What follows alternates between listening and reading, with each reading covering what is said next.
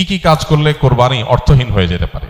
কোরবানি অর্থহীন হয়ে যাওয়ার জন্য সবচেয়ে বড় যেই কাজটি হতে পারে সেটা হলো লৌকিকতার কারণে বা আল্লাহর সন্তুষ্টি অর্জন ছাড়া অন্য কোনো কারণে যদি কোরবানি হয় তাহলে সেই কোরবানিটা অর্থহীন হয়ে যেতে পারে।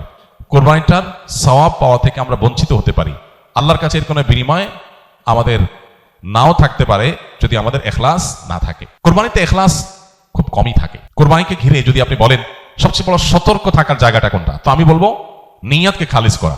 অন্য অনেক ইবাদত আছে, নামাজের ক্ষেত্রে আমরা আল্লাহর জন্য নামাজ পড়ি, সেখানে আসলে এখলাসের অভাব এত বেশি থাকে না, কোরবানির মধ্যে এখলাসের অভাব যত বেশি থাকে। মূলত কোরবানি এমন একটা ইবাদত যেখানে আল্লাহর উদ্দেশ্যে আমি পশু জবাই করছি, আবার পশুর গোশতটা আমার ঘরে তুলছি, অর্থাৎ ফিডব্যাকটা আমি পাচ্ছি।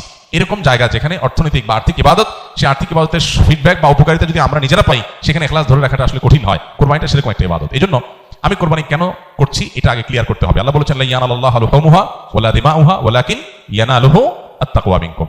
কোরবানির পশুর গোশত, রক্ত কিছুই আল্লাহর কাছে যায় না। যেই চেতনা থেকে, যেই তাকওয়ার সুপ্ত চেতনা থেকে আমরা কোরবানি করি সেটা আল্লাহর কাছে ঠিকই যায়। সো এখলাসটা এনশিওর করতে হবে, না হলে কোরবানি অর্থহীন হয়ে যেতে পারে। অনেকে আছেন প্রতি বছর কোরবানি করি, এবছর যদি না করি ছেলেমেয়েরা কার মুখের দিকে চেয়ে থাকবে, তাহলে এটা সামাজিক মর্যাদা রক্ষার কোরবানি হলো, আল্লাহর উদ্দেশ্যে না। অনেকে হয়তো মনে করেন যে আমরা প্রতি বছর গরু কোরবানি দেই, এবছর টাকা নাই, ধার করে হলেও দিতে হবে। কেন? কারণ আমাদের মুখ থাকবে না, মান সম্মান থাকবে না যদি ছাগল দেই, মানুষ মনে করবে গরিব হয়ে গেছি। এই যে মানুষ কি মনে করবে সেই চিন্তা থেকে আমি গরু কোরবানি করলাম, অর্থহীন হয়ে যেতে পারে কোরবানি। ঠিক একইভাবে নতুন আত্মীয় হয়েছে, অন্যান্যবার কোরবানি করি বা না করি, এবার তো করতেই হবে, মেয়ে বিয়ে দিয়েছি, বিয়ের বাড়ির মেহমানরা আসবে, তারা জানবে, তো এবার কোরবানি না দিলে তো মুখ থাকে না। কোরবানি আমার উপরে আবশ্যক হয় না, তারপরে আমি কোরবানি করতেছি কেন? ব্যয়কে দেখানোর জন্য। এখলাস নষ্ট হয়ে গেল। অনেকে আছেন যে কোরবানির মূল উদ্দেশ্য হয় হলো ফ্রেশ গোশত সংগ্রহ করা, এই সামাজিক মর্যাদা ইত্যাদি, এগুলোর কারণে কোরবানি সবচেয়ে বেশি অর্থহীন হয়ে যায়। এই জন্য কোরবানিকে সবচেয়ে বেশি আমাদের রিয়া বা লৌকিকতা থেকে মুক্ত রাখার চেষ্টা করতে হবে। আল্লাহ আমাদের তৌফিক দান করুন। দ্বিতীয়ত, হারাম অর্থ দিয়ে যদি কোরবানি করেন তাহলে সেটা অর্থহীন হয়ে যেতে পারে। আপনি দেখবেন কোরবানির ইবাদতটাতে এক অদ্ভুত দৃশ্য আমাদের দেশে দেখা যায়। যারা যত বেশি প্র্যাকটিসিং তাদের কোরবানির পশুর সাইজ সাধারণত তত কম থাকে, আর যারা যত বেশি নামাজ কালাম কম পড়ে, ইসলাম থেকে যত দূরে, তাদের কোরবানির পশুর সাইজ তুলনামূলকভাবে তত বড় হয়। অদ্ভুত না ব্যাপারটা? আপনি ঢাকা শহরে ঘুরে ঘুরে দেখবেন যে গুলশান, ধানমন্ডি, বনানী, বড়লোকদের এরিয়াগুলোতে এক একজনের গ্যারেজের ভিতরে আপনার বিভিন্ন নামের গরু, কালাচান, সুলতান, ধলাচান, লালচান, এক একটা গরু 3 লাখ, 4 লাখ, 5 লাখ, 7 লাখ, 10 লাখ টাকা দামের 2-3টা গরু। হয়তো অনেক এলাকা আছে যে একটা পাড়া মহল্লাতেও এত টাকা খরচ করে সবাই কোরবানি করার সুযোগ হয় না। যাই দেখেন ওই বাড়িতে যারা থাকে তাদের নামাজ নাই, কালাম নাই, ইবাদত নাই, বন্দেগী নাই, কোরবানি বেলায় মাশাআল্লাহ 4টা-5টা আছে, কারণ এটাতে বেটাগিরি জাহির করা যায়। আর যদি নির্বাচন সামনে থাকে তাহলে তো কোনো কথাই নেই, তাহলে এবার 10টা গরু, 20টা গরু, 30টা গরু। তো এগুলো বেশিরভাগ ক্ষেত্রে হারাম উপার্জন থেকে হয়, বিশেষ করে যাদের মধ্যে আল্লাহর ভয় না থাকে। তো হারাম উপার্জন থেকে যদি কোরবানি পশু করা হয়, জবাই করা হয়, বা ওই যে লৌকিকতার কারণে মানুষ দেখানোর জন্য, বাহবা পাওয়ার জন্য যদি কোরবানি হয়, তাহলে সেই কোরবানি কি হয়ে যাবে? অর্থহীন হয়ে যেতে পারে। তৃতীয়ত যে বিষয়টা আমাদের খেয়াল করা দরকার সেটা হলো কোরবানির পশুর জবাই করে তার গোশত খাওয়া আল্লাহ তাআলা আমাদের জন্য হালাল করেছেন, কিন্তু এর মানে এই না যে পশুর প্রতি কোনো অমানবিক আচরণ করা যাবে। পশুর প্রতি অমানবিক আচরণ করলেও কোরবানি অর্থহীন হয়ে যেতে পারে। এখন বলতে পারেন পশুর প্রতি কেউ কেউ অমানবিক আচরণ করে? উত্তর হলো হ্যাঁ, করে। কিভাবে করে? অনেকে আছেন পশু কিনে আনার পর যথাযথভাবে যত্ন আত্তি করে না, নিয়মতান্ত্রিক ভাবে খাওয়ায় না। কারণ জবাই করে ফেলবো, দরকার কি খাওয়ানোর? আপনি 1 সপ্তাহ আগে, 5 দিন আগে বাজার থেকে পশু কিনে আনছেন, এটা ঠিক মতো খাওয়াইলেন না, যেখানে তার কষ্ট হয়, মশা টশা আছে যেখানে সেখানে তার বেঁধে রাখলেন। মিনিমাম যত্ন আত্তি যতটুকু দরকার, পশু হলেও তার ভিতরে প্রাণ আছে, সে প্রাণী। সো প্রাণী হিসাবে তাকে যতটুকু যত্ন করা দরকার সেটা না করে জবাই তো করে ফেলবো, দরকার কি আর কেয়ার করা? তাকে আপনি অহেতুক কষ্ট দিলেন, তাহলে এটা আপনার কোরবানিকে অর্থহীন করতে পারে। নবী সাল্লাল্লাহু আলাইহি ওয়াসাল্লাম বলেছেন ইন্নাল্লাহা কাতাবাল ইহসানা আলা কুল্লি শাই। আল্লাহ প্রত্যেকটা বস্তুর প্রতি ইহসান করা, অনুগ্রহ করাকে আবশ্যক করে দিয়েছেন, ফরজ করে দিয়েছেন। প্রতিটা বস্তুর প্রতি কি করতে হবে? ইহসান করতে হবে। এই ইহসানের মানসিকতা আমাদের যদি না থাকে তাহলে পশুর প্রতি যদি আপনি ইহসান না করেন তাহলে আল্লাহর কাছে জবাবদিহি করা লাগতে পারে। আমরা যারা পশু কিনে আনি, নিজেরা জবাই করি, জবাই করার সময় কিছু অমানবিক আচরণ হয়। যেমন দেখা যায় জবাই করার পর কসাইরা বিশেষ করে চাকু দিয়ে গলায় খোঁচায়।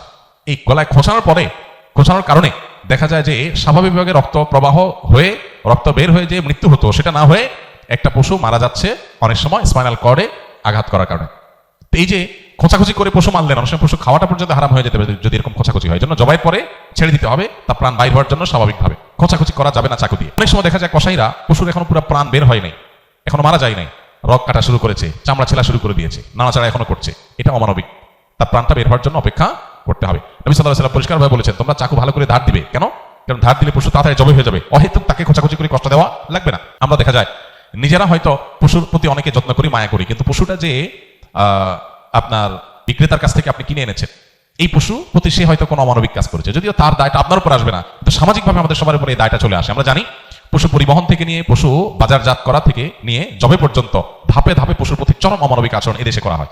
পরিবহনে হয়, আপনারা জানেন, একটা ট্রাকে ধরা যাক যে 15টা গরু উঠানো যাবে, সেখানে 20টা গরু উঠানো হলো, 5টা গরু বেশি উঠানো হলো, তাতে পড়তা বেশি হয়ে যায়, খরচ কম পড়ে, ব্যবসাটা একটু বেশি হয়ে যায়। কিন্তু 5টা গরু বেশি উঠানোর কারণে কি হয়, ওই পশু যেগুলোকে উঠানো হয়েছে সেগুলোকে এমন গাদাগাদি করে দাঁড় করানো হয় যে তাদের গায়ে শরীরে রীতিমতো ঘা হয়ে যায়, এবং মাঝখান দিয়ে এমন ভাবে বাঁশ বেঁধে দেওয়া হয় যাতে কোনোভাবে বসতে না পারে।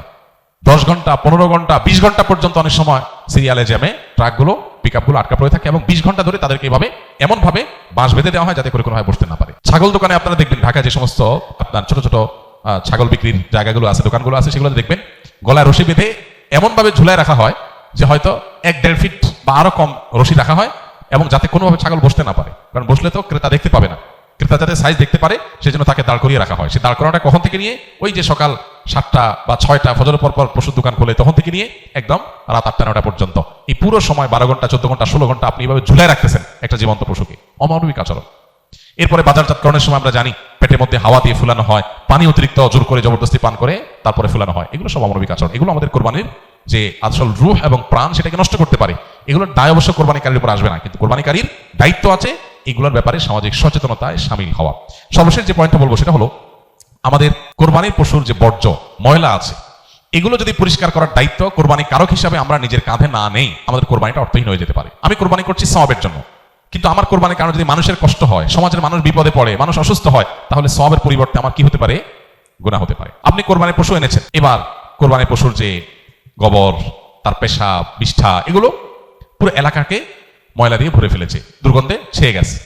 আপনি কোরবানিকারী, আপনার দায়িত্ব এগুলোকে পরিষ্কার করে যথাস্থানে ফেলে দেওয়া এবং মানুষের যেন কষ্ট না হয় সেদিকটা খেয়াল করা। গোবরগুলো নিয়ে আপনি ড্রেনে ফেলে দিলেন, তাহলে ড্রেনে জলাবদ্ধতা তৈরি হবে, পানি প্রবাহ বন্ধ হয়ে যাবে, এবং সেটার কারণে সেই বদ্ধ পানিতে মশা তৈরি হবে, ডেঙ্গু তৈরি হবে, সেখান থেকে মানুষ, এখন ডেঙ্গুর সিজন শুরু হয়েছে, গতকালকে না যেন আজকে পত্রিকা দেখলাম যে এবার মৌসুমের শুরুতেই ডেঙ্গুর প্রকোপ ভয়াবহ।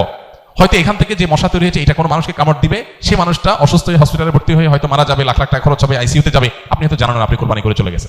এই জন্য আমাদের কোরবানির পশুর বিষ্ঠা, ময়লা, বর্জ্য এগুলোকে পরিষ্কার করা, যথাস্থানে ফেলা, যেখানে সেখানে না ফেলা, এবং ড্রেন অন্যান্য জায়গায় মানুষের রাস্তাঘাটের আশেপাশে চলাফেরার জায়গায় ফেলে মানুষের কষ্টের কারণ যেন না হয় সেটা লক্ষ্য করা আমাদের কর্তব্য। যদি না করি তাহলে কোরবানি অর্থহীন হয়ে যেতে পারে।